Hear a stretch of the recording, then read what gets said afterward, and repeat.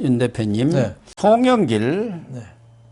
전 민주당 대표의 돈봉투 사건은 김남국 코인 의혹에 묻혀가지고 뒷전으로 지금 밀려 있는데 사실은 이것도 매우 중요한 일이거든요. 그렇죠. 민주주의의 기반, 그렇죠. 이걸 흔드는 일이기 그렇죠. 때문에 돈 선거를 했다는 거 아닙니까? 그럼요. 당대표를 뽑는데. 그런데 그동안은 예. 강내구 한국수자원공사 감사가 8천만 원 이렇게 모금해가지고 9,400만 원을 뿌린 것이 네네. 전부로만 지금 알려져 그렇죠. 있는데 이 사업가 김모 씨라는 사람이 아마 송영길 전 대표하고는 아주 가까운 사람이고 또 이 야당에도 마당발이해갖고 발이 넓었던 모양이에요. 그래서 정치인들한테 많이 후원을 했는데 송영길 이 전당대회 송영길을 당선시키기 위해서 김모 씨가 직접 송영길 측에 돈을 건넸다는 그런 자백을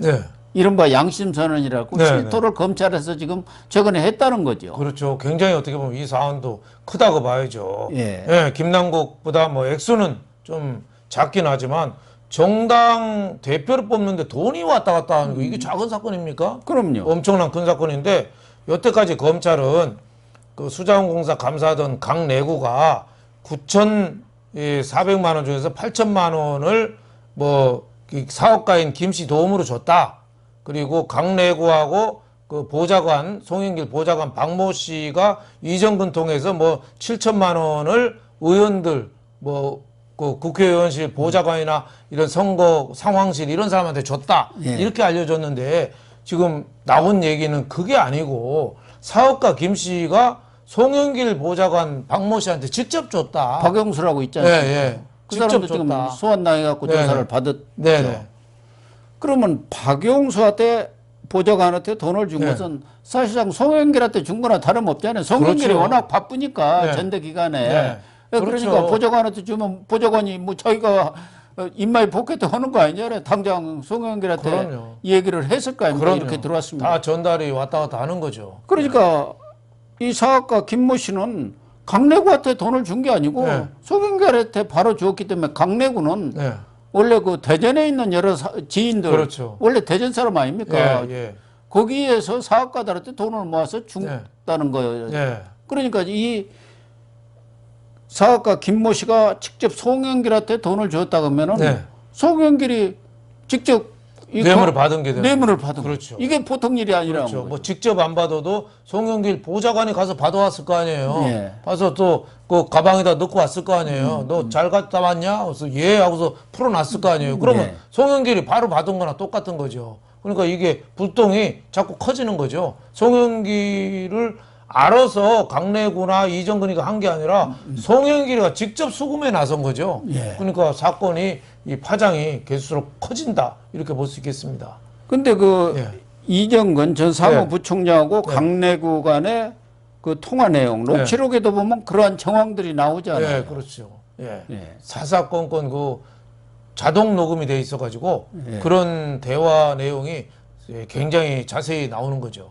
그러니까 강내구가 이정근한테 통화하면서 자기가 이렇게 돈을 좀 마련해가지고 인사를 했다니까 잘했네, 잘했어 하면서 그런데 영길이 형이 어디서 돈을 구했는지는 모르지만 많이 처리를 했더라.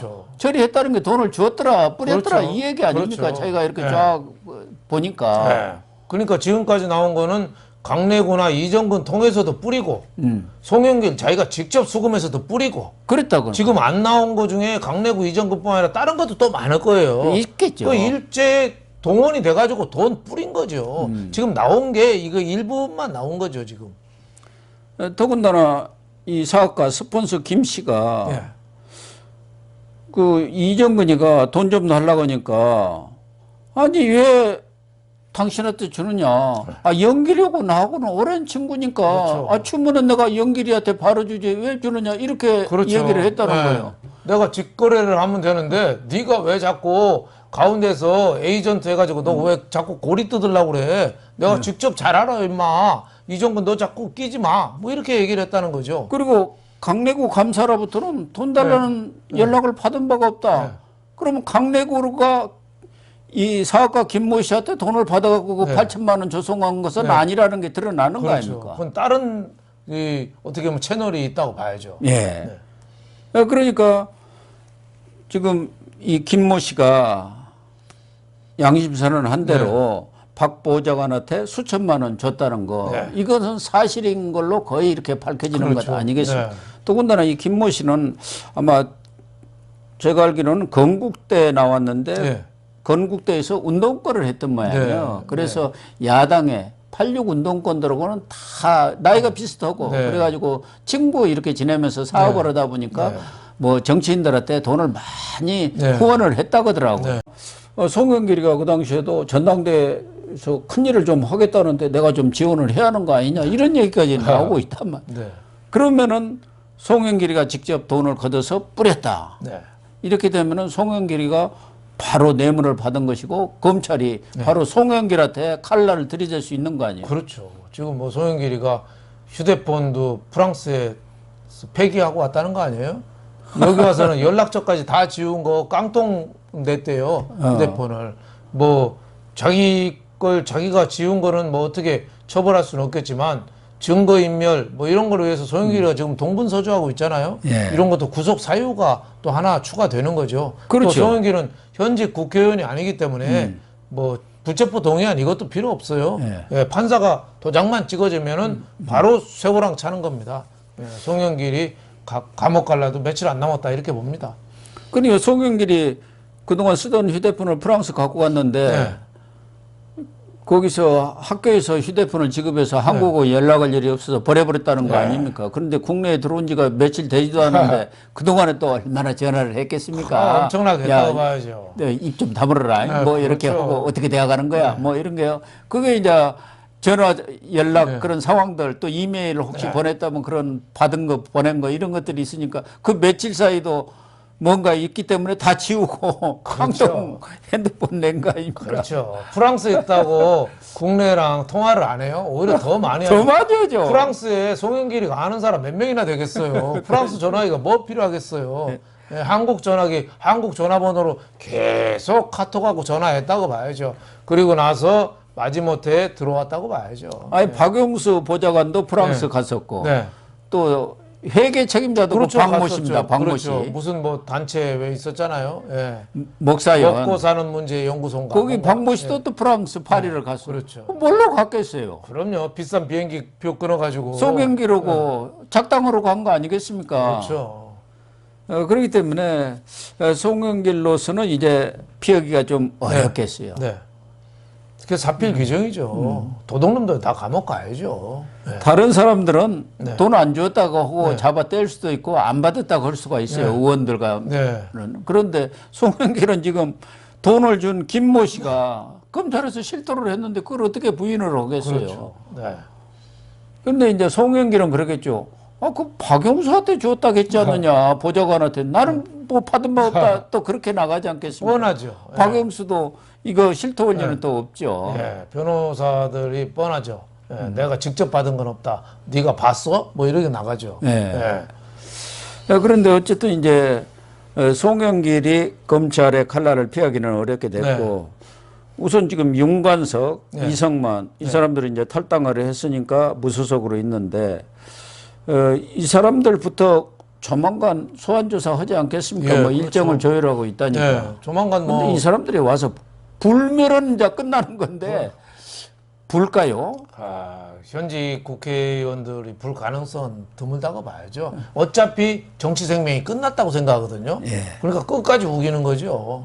끝까지 우기는 거죠. 불면은 자기들은 완전히 이제 끝나. 어차피 부르나 안 부르나 끝나는 건데 안 불고 버티면 혹시나 전화위복이 될 수도 있는 거예요. 아니 저 수사가 어떻게 될지 모르니까 제대로 증거만 꼬리만 안 잡히면은 버티면 된다고 무죄가 나옵니다. 무죄가 나오기 때문에 우리나라 법원들이 그 뇌물 사건에 대해서는 굉장히 어떻게 보면은 피의자들 편으로 많이 하거든요.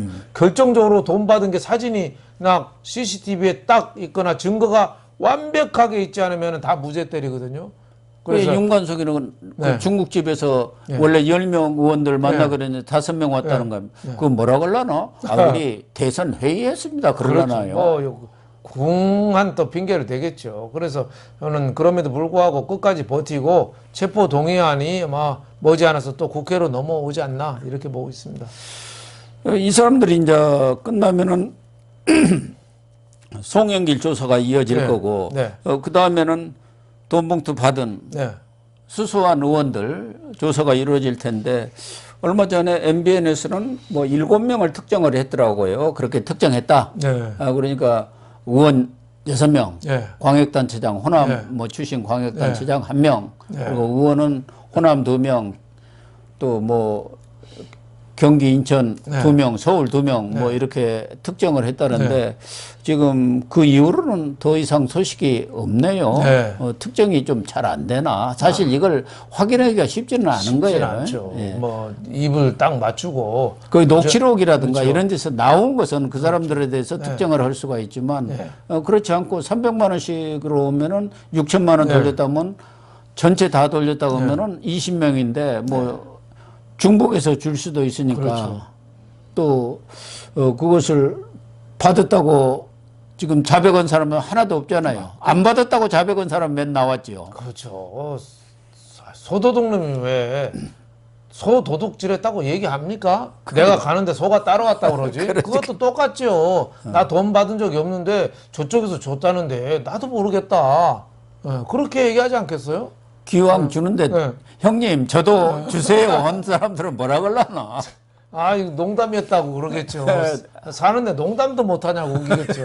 그러니까 정치인들은 우리가 똑같은 인간이라고 생각 하면 안 됩니다. 저 사람들은 완전히 거짓말이고 뭐고 양심의 가책이 전혀 없어요. 끝까지 우기는 거죠. 그 정점에 있는 게 지금 이재명이고 김남국이죠. 다 똑같은 사람이라고 보면 됩니다. 이 송영길 전대 돈봉투 사건 이것은 뭐 김남국의 코인 의혹보다도 더 심각한 문제입니다. 그렇죠. 사실은 이건 그렇죠. 개인 비리지만 이거는 민주주의 그렇죠. 기반을 흔드는 문제이기 때문에 169석 갖고 있는 거대 야당 대표를 선출하는 과정에서 그런 일이 있었다는 거죠. 돈봉투 뿌려가지고. 그러면 이런 거 갖고 돈봉투 뿌리면 다른 거는 깨끗할까요? 그러니까요. 뭐 뻔하죠. 그렇죠. 뻔할 뻔짜죠. 예, 더불어민주당 이름을 바꾼다고 그런 얘기도 있어요. 더불어봉투당이라고. 예, 예. 하도 뭐 봉투가 왔다 갔다 해서. 전에는 더불어 만지당이라고 했었지 않습니까? 많이 만졌죠. 많이 만졌어요. 만져가지고. 더불어 만져당, 더불어 봉투당, 뭐 더불어 초밥당, 뭐 많습니다. 당 이름이. 그러니까 모든 게 이 도덕적 기준이 완전히 허물어진 거예요. 그러니까 더불어민주당은 진짜 당 해산해야 됩니다. 그렇습니다. 그리고 빨리 비대위 체제로 가가지고 있는 쓰레기들 싹 치워가지고 왜 전문 청소업자들 불러가지고 왜 그 저장 강박증 걸린 사람 집에다 쓰레기 잔뜩 모아놓잖아요. 전문 청소업자들 싹 치워야 되거든요. 그 민주당이 지금 그거 해야 됩니다. 맞습니다. 도둑놈들끼리 서로 지금 비호해주고 서로 옹호해주고 있어요. 우리나라 민주주의의 큰 위기죠. 그러니까 윤석열 대통령이 지금 1년 됐는데 앞으로 가야 되는데 자꾸 뒷다리 잡는 거예요. 못 가게. 그러니까 윤석열 대통령도 지난 1년간에 제도 정비가 이루어지지 않았다. 제도 정비라는 건 법적으로 이루어져야 하는 것 아닙니까? 그런데 이 민주당이 자기들한테 필요한 법만 통과시켜버리고 강행 처리하고 정부가 제출한 법안이라든가 뭐 국민의힘에서 제출한 법안들은 다 깔아뭉개버리지 않습니까? 그러니까 제도 정비가 될 수가 없죠. 그러니까 3대 개혁도 지금 발도 못 대고 있잖아요. 법을 바꿔야 되거든요. 법을 뭐 엄두를 못 내니까. 노동연금, 교육 다 법안 바꾸고는 아무것도 안 되잖아요. 아무것도 할 게 없죠. 양곡법 그래도 거부권 행사한 건 잘했죠. 그래도 그나마 어떻게 보면 못하게 막은 게 큰 성과로 이렇게 보여집니다. 만약 했으면은 그게 우리 오히려 농민들이 더 고통스러운 일이 생기는 거죠. 지금 간호법도 마찬가지 아닙니까? 지금 참 정부도 윤석열 대통령도 이러지도 저러지도 못하고 양측이 팽팽하니 밥그릇 가지고 싸우고 있는데 그렇죠. 간호법 놔두면 의사랑 간호조무사가 파업하거든요. 간호법 통과하게 두면 아니, 거부권을 거부권 행사하면 또 간호사들이 파업할 거예요. 그러니까 민주당은 가만히 앉아서 지금 뒤에 앉아서 웃고 있을 거예요. 싸움 붙여놓고. 싸움 붙여놓고 그거 봐라. 나라는 엉망이 되더라도 싸움 붙여놓고. 간호사법 하려면 다 해줘야죠. 의사법도 만들고 간호조무사법도 만들고 물리치료사법도 만들고 한의사법도 만들고 뭐 다 만들어야죠. 예. 그러면 우리나라 법이 아마 수백만 개가 돼야 될 겁니다. 그러니까 민주당이 국가라든가 이런 큰 차원에서 국민한테 과연 자기들이 늘 입버릇처럼 얘기한 대로 민생을 위한 그런 법안이 아니라 표계산, 이거를 어떻게 하면은 윤석열 정부고 국민의힘을 악살을 먹이고 또 우리한테 표가 많이 올까. 이 계산만 하다 보니까 양곡관리법도 이렇게 나오고 간호법도 이렇게 나오는 거죠. 이게 어떻게 제1야당, 거대 야당으로서 이 책무를 다했다고 할 수가 있겠습니까? 그러니까 이재명이가 자기 사법 처리 때문에 관심 돌리려고 자꾸 일을 벌리거든요. 관건은 이재명을 빨리 재판해서 재판하기 전에도 체포동의안 통과해서 빨리 저 집어넣어야 됩니다. 집어넣어서 새 출발 민주당이 해야죠. 더 이상 국정이 이렇게 볼모로 돼가지고 이게 참 경제 위기 시대 때 참 헤쳐나갈 수 있을지 정말 걱정이 많이 됩니다. 그렇습니다.